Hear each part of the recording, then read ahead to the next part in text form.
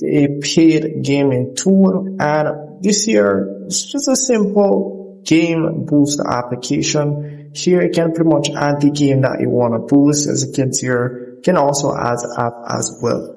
So over here you have the graphics tools which you can use. This pretty much doesn't work for other applications, and what actually works for PUBG and Free Fire, those types of games.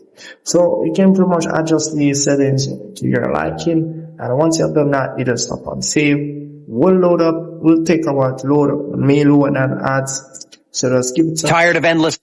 So that's really pretty much it for that. There you have the VPN section. This is pretty much not a VPN, but a VPN connection to block application to get VPN, to get internet connection. It pretty much explains itself, and you can pretty much tap on the edit option and add whichever application you don't want, or the application you want to get the internet or your Wi-Fi or your mobile data connection. So it just pretty much blocks the application from getting internet connection while you're playing the game. So very cool feature. You have the clear option which pretty much boosts your application, boosts your device, not application, sorry, boosts your device, clear the background, pretty much does everything that needs to be done for it to be optimized and ready to be, for you to play games.